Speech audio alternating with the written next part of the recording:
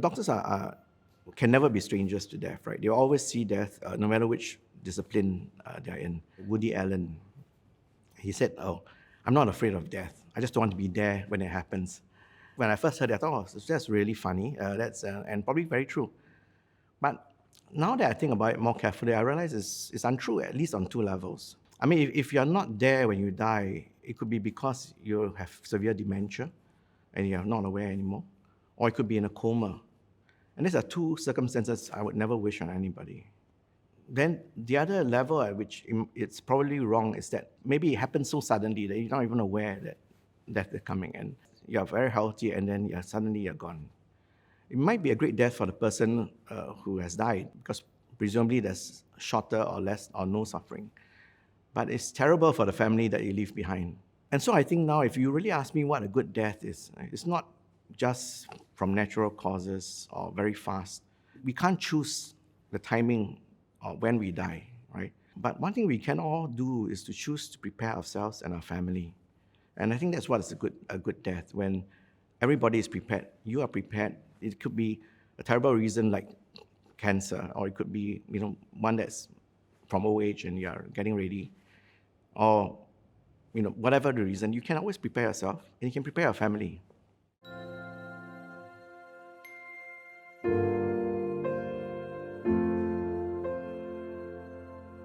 I would say the first time death really touched me in my youth was when I was in school. When I was in secondary 2, one of my classmates, not too close a friend, but a good friend still, had leukemia and then died. It was about a 2-year passage.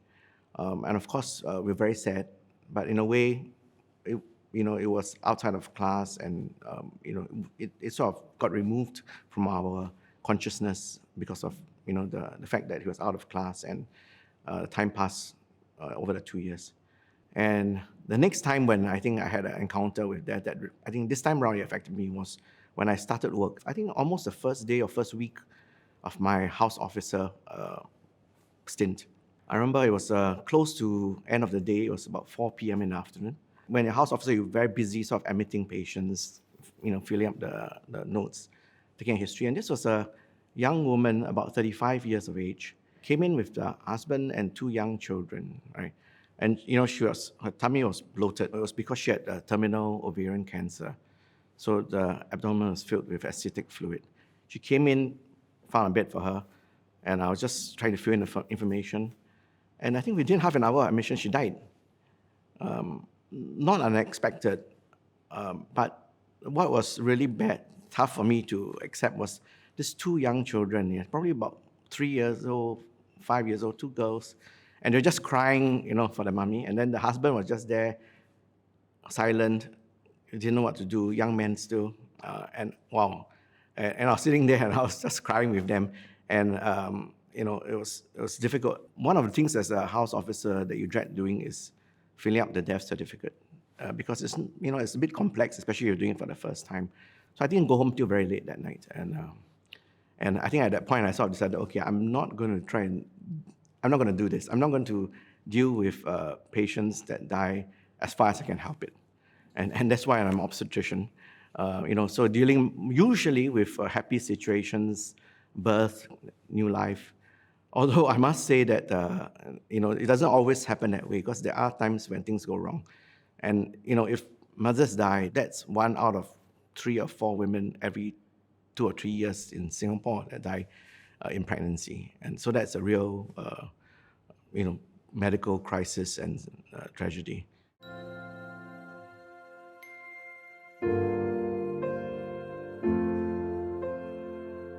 When a baby at term dies, then you actually, have to deliver the baby still, right? One of the difficult things is handing the baby over to the parents. One thing that really struck me about a dead baby is that they are full size.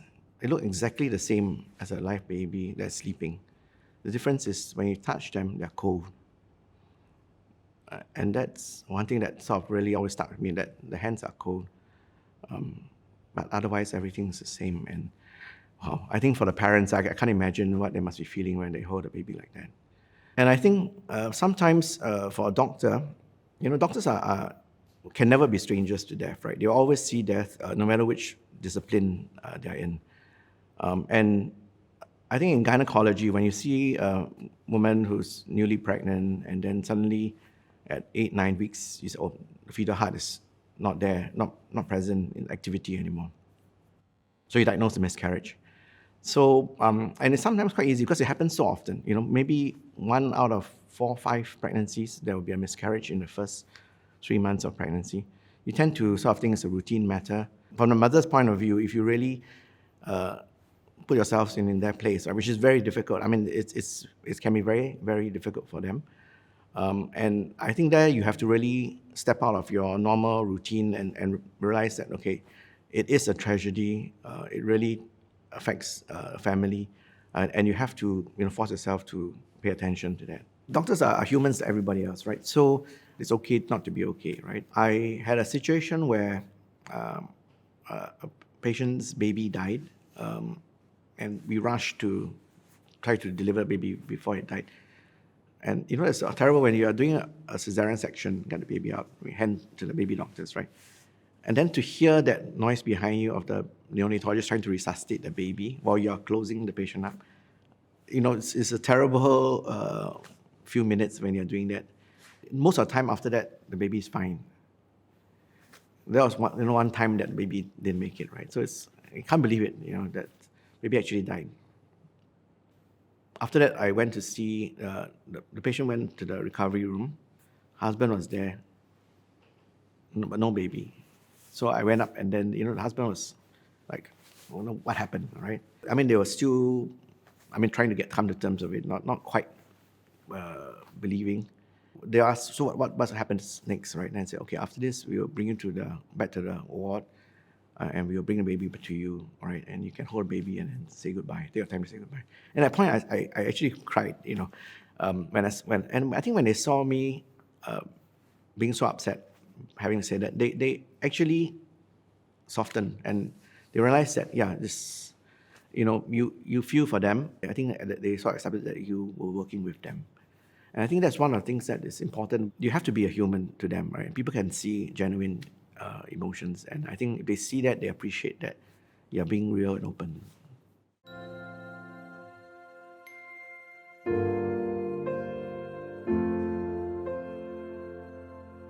So if I go back to my own personal family experience of my parents dying, both my parents have died. So my mother died when she was 71. And she died the day I turned 40 years of age. I was going to have a family celebration, and so I was getting ready for dinner, and then my sister called me at lunchtime. Said, Mom has passed away. She was diagnosed to have lung cancer about 5 years before that. So we had 5 years to prepare for her death, right? Of course, cancer, there's always ups and downs. You think maybe you've recovered, but then it comes back. But when they're so long, after a while, you sort of you think, it's not going to happen. It will happen sometime later. So you never quite say the things you want to say to your relative or your friend. So when that sudden, that unexpected time of death, although it was expected death, happened, I was filled with regret. Why didn't I go for lunch instead of dinner? Why didn't I say the things I wanted to say? She was admitted the week before she died, and she was obviously very ill. And when I went to visit her, I didn't really say very much. So I felt terrible regret. And for my father, he died in October 2020 during COVID. My father had been having dementia for about 5 or 6 years before that, because it was quite severe dementia. So decided to admit him to a nursing home. So we visited him in nursing home regularly, but then the circuit breaker came when we weren't allowed to visit anymore. And when the circuit breaker was lifted and I visited, I was shocked because so cachectic wasted, because he hadn't been eating well. And it's almost curled up in a fixed position in the bed. So, wow, I was really shocked. Then I remember, my sister calling me and saying, oh, he's not very well, he's got a bit of a fever. So I went to see him, and I looked at him, and I figured he's not going to last very long. So I actually spent, I think, about 2 hours sitting next to him. Obviously he didn't understand what I was talking about. He was also struggling to breathe and everything. But I just took his hand, which is something I almost never do, right? My parents are very Asian parents, so we don't touch each other. We hardly even speak to each other, right? So there was one time when I took his hand and held him, and I just sort of thanked him for as long as I could, for the life he sort of like given us. And so when I left, I went home to change, and then my sister called and said, oh, he's gone. And there, I didn't feel regret. I in a way, it was a terrible death. It was quite fast in coming, much faster than the 5 years that my mom took. But I felt better because I had said what I needed to say to him, although he didn't hear anything I say. And I was at peace there.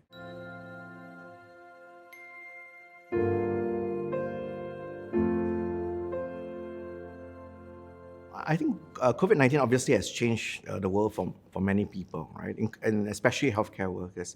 Obviously, our healthcare staff have really done very well in the sense that they have really stuck to their posts. None of them have walked out or had strikes or anything. I think one thing that has definitely changed is the way the society views healthcare workers.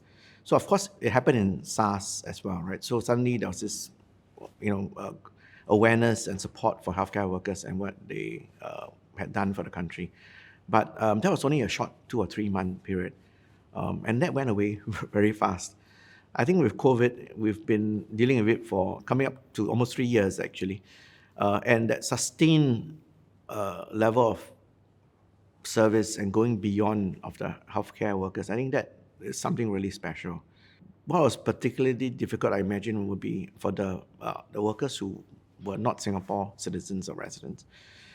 And they, during COVID, obviously, couldn't go home. And so they were just separated. Many of them actually stayed in hospital dormitories and all their equivalents. And so there was not only the hard work, wearing your protective equipment every day with your N95 masks, which are very different from the ones that we wear. They really are very tight, and then they leave those definite marks on your face that don't even go away completely after a night's sleep. And the heat, and the fact they did it, stuck at their post, for this 2 years or so, is amazing. And I think they deserve the full support of society.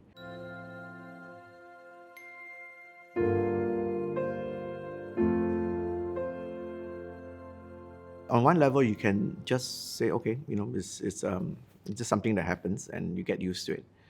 But I think the difficulty, especially, is when you have formed a long-term relationship with the patient. If your patient has been seeing you for many years and then you suddenly see that they're coming to the end, it can be quite difficult, right? And I think the same thing, you may think that it's coming to an end, but you don't really acknowledge it. And then when it happens, you can still be surprised. And I think you can be surprised at how deep you feel for the patient. Doctors do learn to get used to it, and especially if you're in an acute situation. Let's say if you're in an emergency department, patient comes in, collapse and die. You don't have time to know the patient, so it's a bit easier. But again, when you deal with the relatives who are completely unprepared, I think that's terrible. There are many doctors who come in and say that they can't stand the sight of blood, right? But by the time they finish and they become a full blown doctor, they've hardened themselves and the resilience is there and they can deal with it. I think it's the same thing for death as well. For me, very early on in my career, I decided I'm not going to do that as far as I can help it, right? Because it's difficult. If you face enough of these tragedies and you don't manage to find a good way of dealing with it or letting it go, it can have a significant impact on your mental health. And that's why people are talking so much about burnout, especially the last 2 years when COVID happened. I think it's not so much in Singapore because our health systems were not overwhelmed. But in the West, where you're overwhelmed and you had to make choices of who lives, who dies, I think that must be quite horrifying.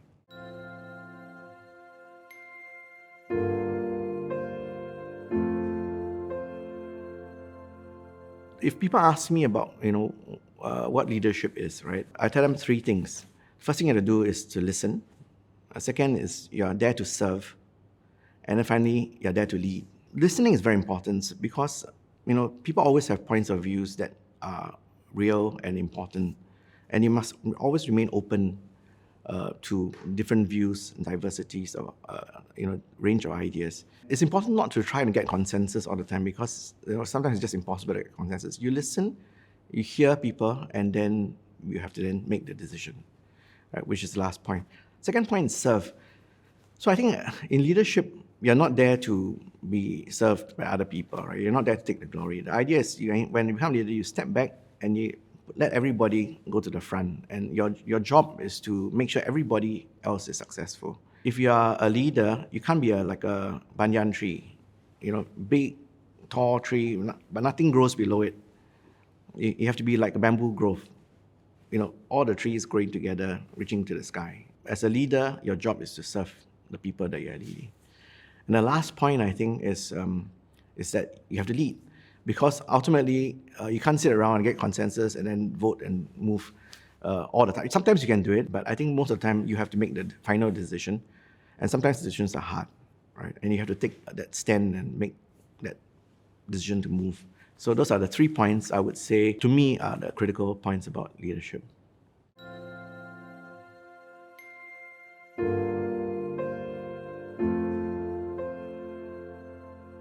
As a dean of the medical school, one of the things I have been trying to do is to broaden the horizons of our students, right? So our students come in, they are the top students that Singapore can produce, right? All with perfect scores in the exams. And they have been trained that way. They're going to be really fantastic students. When they come in the first day, I tell them, look, you are the top, you're the best, but half of you are going to be in the bottom half of the class, right? Because everybody is so good in this class. And it doesn't matter because we are not trying to choose the best doctors in the class to do something special. All of you are special, and we want all of you to pass. And we want you to pass together, helping each other, and becoming, the professional that we want you to be, becoming the human that you need to be a good doctor to your patients. What I need you to do is to start looking beyond at other important things like the social determinants of health and the emotional determinants of health. People don't go for vaccines because they're misinformed. They have emotions or feelings about it, either rising from themselves or from their friends and their family. So you have to deal with both the social and environmental determinants of health if you're going to deliver good health and healthcare to your patients.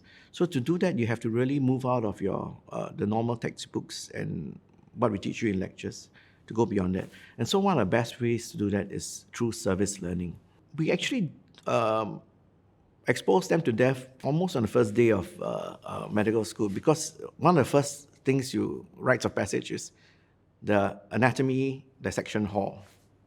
So you go into this hall where there are cadavers, all arranged in lines, strong smell of formalin, and then there you have to do your dissection, right, to learn anatomy in a real human body. So these days we have a silent mentor program. Singaporeans actually volunteer to donate their bodies after they die for this purpose. When we bring the students into the hall, we don't just say, okay, this is your cadaver A, B, and C, whatever. We tell them, this is, Mr. So and so, died at this age from what, had family, these are the family members and stuff. And this is what he did. He was a bus conductor, taxi driver, whatever, These people have gave up their bodies for you to learn anatomy so that you can become a good doctor. So we owe them a major debt. And so we go through that process of, like a swearing in that we're going to do this respectfully. We have a video actually that we made showing the family members talking about their parents or grandparents who have donated themselves and, talking about their own feelings about this. And we show that to our students as well to realize that they have a family and these people had a life. And I remember one particularly touching story that one of our students wrote.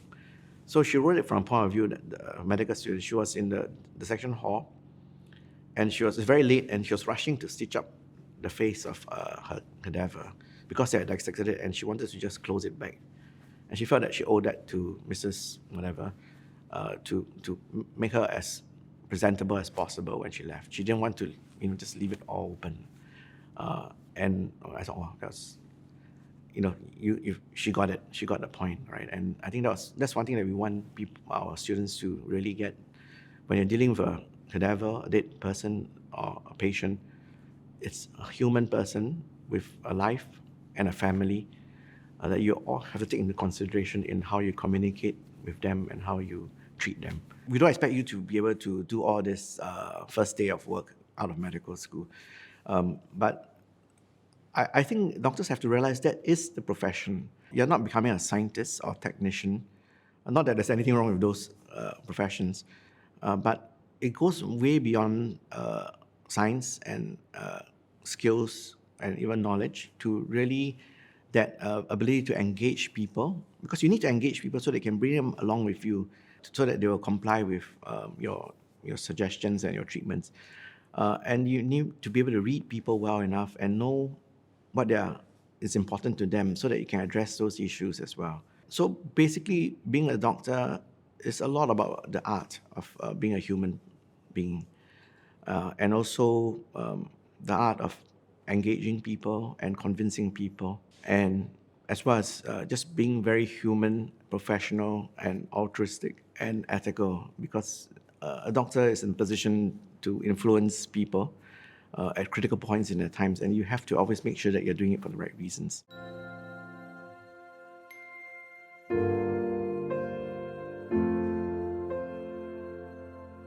When a patient dies, especially let's say if you're trying to resuscitate them and the person has died, it's quite messy. A lot of equipment around, body fluids, blood, things like that. When everything stops, okay, that's it. The person is dead, right? What time?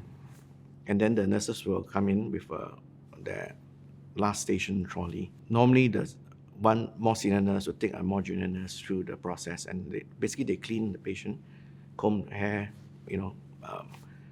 put their hands together and everything. But they don't just do it silently. They actually talk to the patient. They say, so excuse me, Mrs. Something, I'm going to turn you over now. I'm going to comb your hair. I'm going to do this. So they talk to the patient as if the patient's alive. And there's nobody around to witness. It's just that junior nurse maybe. And they do this as almost like a ritual. Nurses, when they do a duty, they do it very, very strictly. Doctors are a little bit more relaxed about things, but they very strict ritual they're doing it. And it's for the sake of the patient who's already dead. Once one of my board members of the school actually said that when her parent died, she was outside the room and she heard the nurses talking and doing this, and she said, well, that's why she's a board member. She's coming back to serve because she knows how well we took care of the parent, and it wasn't for show.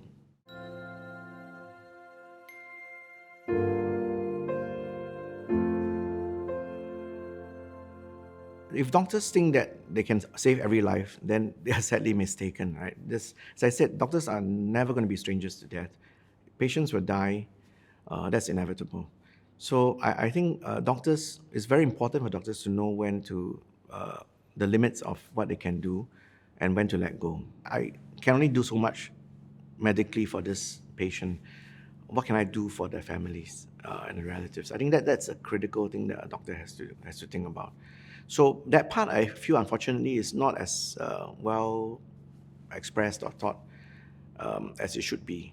So I think doctors rightly focus on their patients and do everything they can. Some doctors don't want to talk about that. They just say, okay, let's try this treatment. Look, there's some more hope. Let's give this a try. Giving hope is important. I think that's critical. You must give patient hope. But at the same time, you must also give patients the right perspective and truth so that they can be prepared. I think if doctors are afraid to talk about death, they need to deal with it. They need to learn to get comfortable. Not that it's nice. Nobody thinks death is nice, but it's something that you have to do as a duty to your patient and their family. the best thing about palliative care is that you're going to give a realistic picture to the patient and the families about what's going to happen. The very word palliative is such that you know that you can't cure anymore. Probably one of the things that we can do a little bit better is to, allow patients to die in their place of choice, right? Which I think for most patients is going to be their homes. And I think a doctor needs to be able to read the patient to see what kind of personality they have. For some people, they need to cling on to hope right to the end. And for those people, you don't want to break their spirit and tell them there's no more hope. But at the same time, as I said, it's your duty to prepare them and their families for what is going to happen. It may not happen exactly. Nobody knows. I can tell you that you have 1 month left to go, and you can surprise me by living another 10 years. Nobody's sure, but I think it's still important for you to sort of give a good sort of big picture as to what can happen in a near time frame, and get people prepared.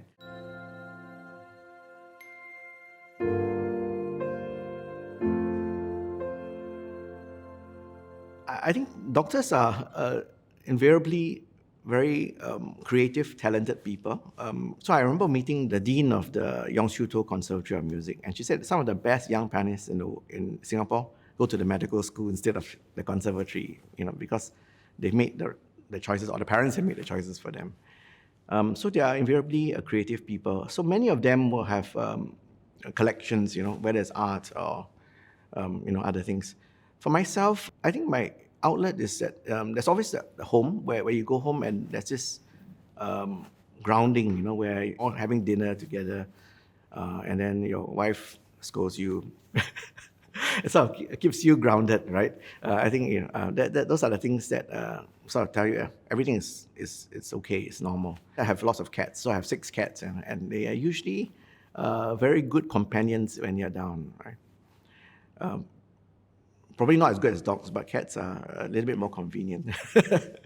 But I think what really relieves the pressure most is actually work, in a sense, because I love my work. I love to go in to my office. I like to think of the projects we're doing, and just working on an idea, how to get this project moving, how to start a new initiative, and how to bring people along with you. Those are the things that really excite me. And when I'm thinking of that, then all the troubles don't sort of matter so much.